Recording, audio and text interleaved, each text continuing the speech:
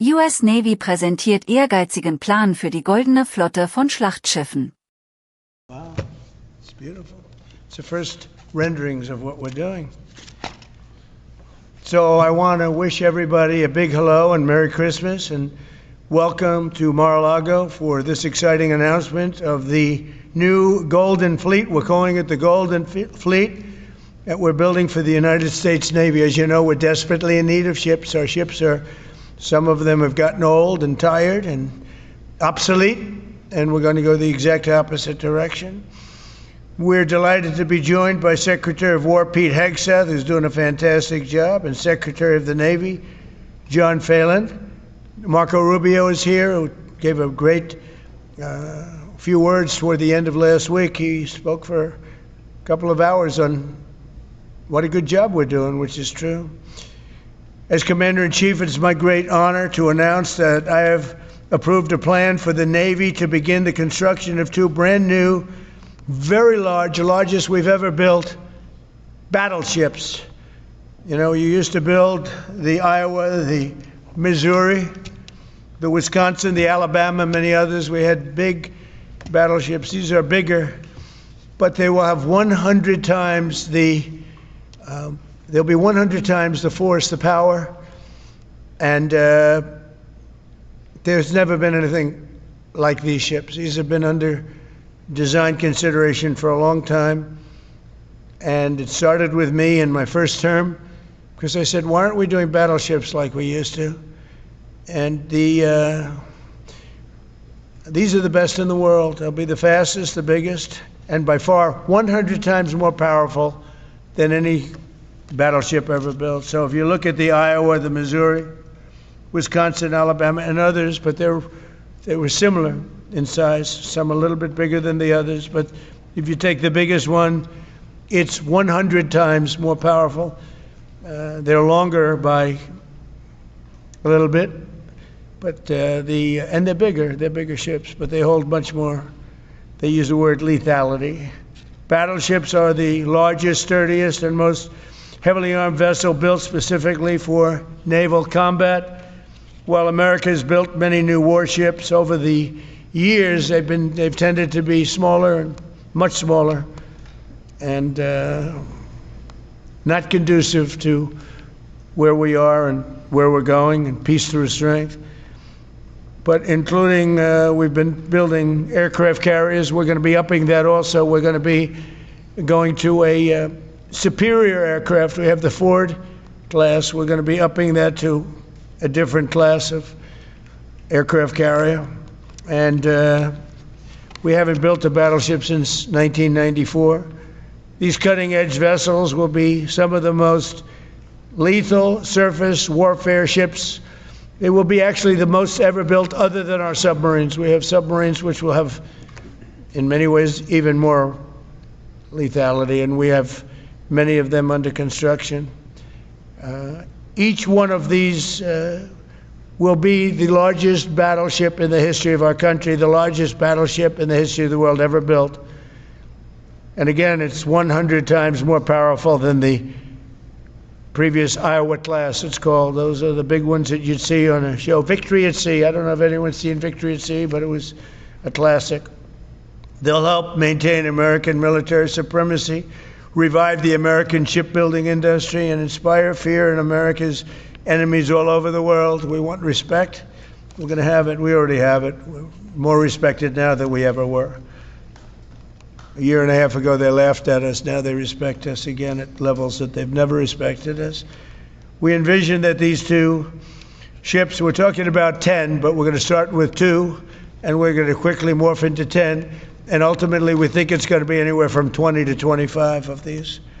But we're starting with the first 2 immediately, and we're going to then be very quickly involved with, I think, we're going to do another 8. And then we're going to ultimately and pretty quickly have a total of about 20 to 25. We'll make that determination. We envision that these ships will be the first of a whole new class of battleships to be produced in the years to come. From Theodore Roosevelt, the Great White Fleet, you remember that, the Great White Fleet, to the legendary USS Missouri, whose massive guns helped win World War II. America's battleships have always been unmistakable symbols of national power. We stopped making them for whatever reason, I don't know. And I want to congratulate John Phelan, who is your secretary of the Navy. He came to me the first day we met. He talked about battleships, and I said, "You're absolutely on the right track." He said, "Why are we doing other things? We have missiles, which are much more expensive." By the way, these battleships have tremendous numbers of missiles, but they also have guns. And in many ways, guns can do the trick just as well as missiles at a tiny fraction of the cost. Once completed, these new 30 to 40,000 ton plus vessels will be the flagships of the American naval fleet, and there has never been anything built like them. And I just want to be very clear that we're building them here. We're working with others, but we're building them here. We have great Navy yards. We'll be negotiating with some of the companies that are running those yards, taking over the yards. We used to build a ship a day during World War II. Now we don't do ships very much anymore. We do military ships, we do submarines. By the way, we're 15 to 20 years advanced in our submarines over anybody else. That was one of the things that I did in my first term. We make the best submarines by far in the world. We're at least 15 years advanced ahead of anybody else in submarine development. Most powerful, that's right, the most powerful weapon anywhere in the world, undetectable. So the battleships are going to be armed just in terms of guns and missiles at the highest level. They'll also have hypersonic weapons, many hypersonic weapons, state-of-the-art electric railguns, and even the high-powered lasers that you've been starting to read about. We have lasers where you aim the laser at a target, it just wipes it out. We're going to have, there'll be the most sophisticated lasers in the world, and the most sophisticated laser in the world will be on the battleships that we're building. They'll also carry the nuclear arms, sea-launched cruise missiles currently under development, which will be instituted pretty quickly, but they're under development and they've proven to be extremely lethal. The U.S. Navy will lead the design of these ships along with me, because I'm a very aesthetic person, alongside our partners in American industry. And we're going to have Pete Hegseth and Marco and a lot of very talented people involved, but a lot of it's already been done. We've been doing this for months. The construction will create thousands of American jobs. We're going to have the jobs be created. I mean, already we have factories being built unrelated to this, although AI will be a big factor when it comes to these ships. They'll be very AI controlled. Today's announcement is yet another step in our mission to make the United States Navy stronger than ever before. Again, when you talk about 100 times the power of these massive ships that we had years ago, it's pretty amazing.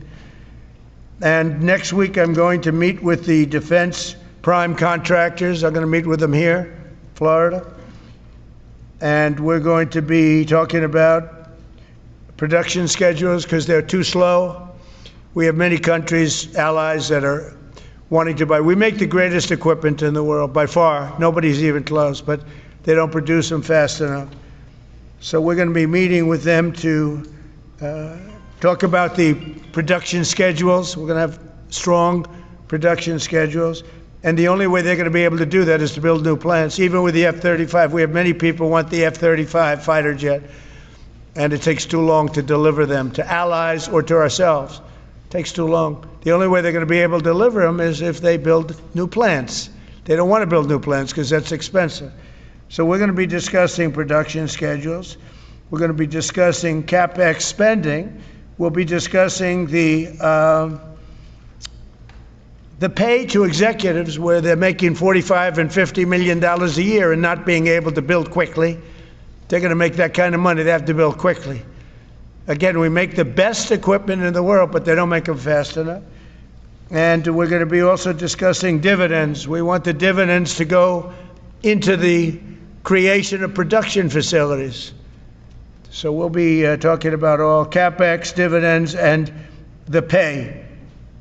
We're also going to be talking about buybacks. They spend so much money on buybacks. They want to buy back their stock. I don't want them to buy back their stock. I want them to put the money in plant and equipment so they can build these planes fast, rapidly, like immediately. I mean, I have sold more planes than any president by far, times probably 20. So every time I go someplace, I sell 100 planes.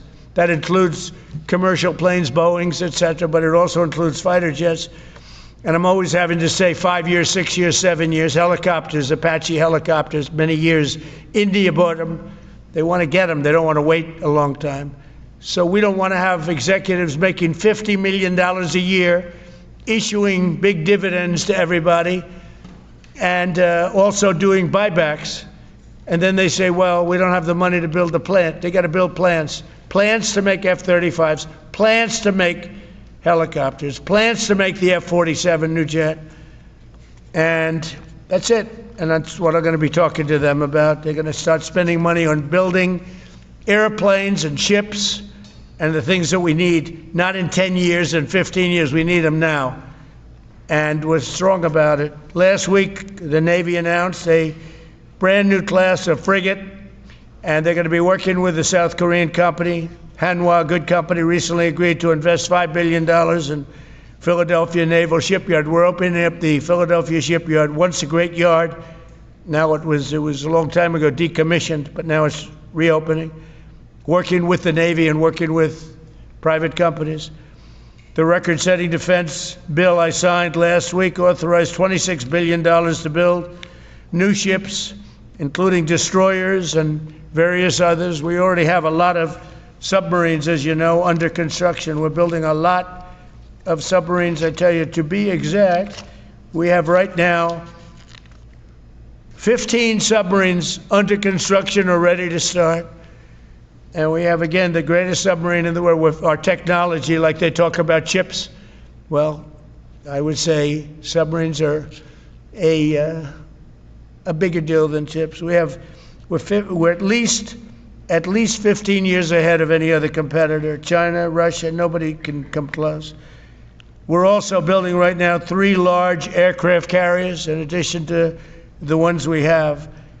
And we have, actually, interestingly, we have a lot of submarines. How many submarines do we have now altogether, approximately? Huh? Today. What? Over 30. We have over 30. But these are the super duper subs, and there's nothing like them. So we're going to be doing from 12 to 15 brand new submarines. We have a couple of other things going on. We'll be building other elements of Navy. We'll be fixing up headquarters. We'll be fixing up places for our great sailors to live. And we're going to be working very hard with companies, but we're also going to be penalizing companies that aren't doing a good job.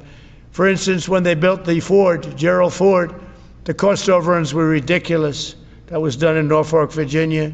We're going to be talking about that with that company. The cost overruns were out of control. In World War II, the United States built upwards of 4 ships per day. Can you believe it? 4 ships a day, on average. And now they weren't all big warships, but there were ships, freighters, tankers. And it's a tragedy that we allowed this incredible capability to just go astray. We don't do that much anymore. We do build our warships, but that's about it. But that's a lot. We're going to restore America as a major shipbuilding power. We're going to ensure the USA is the most powerful fleet anywhere in the world. And long into the future, with battleships helping lead the way, and the submarines that, again, nobody competes with us on submarines. So I just want to thank everybody, and I'd like to ask Secretary Hegseth to say a few words, followed by the Secretary, but if you would, Secretary of the Navy. Dies ist eine Website, die dir hilft, dein englisches Lesen und Hören zu verbessern. Sie zerlegt Sätze per KI in leicht verständliche Wortgruppen. Mit dem Player kannst du Tempo, Pause und Rücksprung frei steuern, um jede Zeile zu verstehen. Die Seite bietet Übersetzungen in 20 Sprachen für barrierefreies Lernen. Gib einfach englist.com in deinen Browser ein und probiere es aus.